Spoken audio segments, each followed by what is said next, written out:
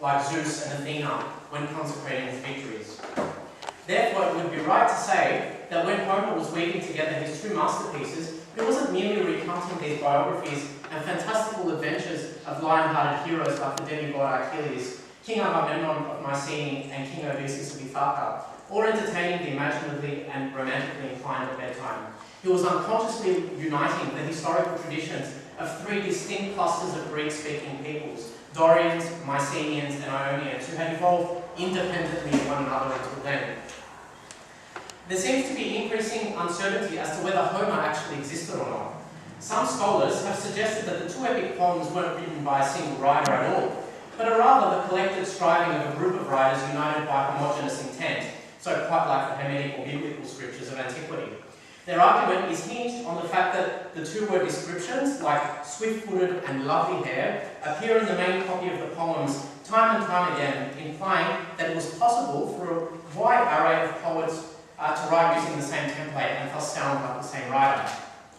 Whether it was a single genius who wrote them or an entire school of writers is irrelevant to us. The fact remains, they were written. Some 28 centuries after Homer's composition of these epic renditions, the art of poetry continues to thrive in the hearts and minds of those orientated by universal love and harmony. Today, we once again gather to pay homage to that same tradition that has manifested as an innate device of self-expression within the souls of Sappho, Rumi, Yeats, Dickinson, Wordsworth, Austen, Thomas, Blake, and other great wordsmiths of times past and present. Now I will recourse to the words of Dylan Thomas. Some people react physically to the magic of poetry, to the moments, that is, of authentic revelation, of the communication, the sharing at its highest level. A good poem is a contribution to reality.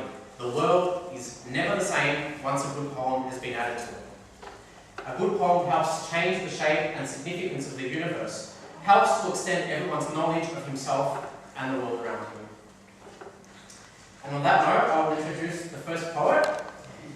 Our first poet today was born in Melbourne. He completed a Bachelor of Education, a Bachelor of Educational Studies and a Master's in Education at the University of Melbourne.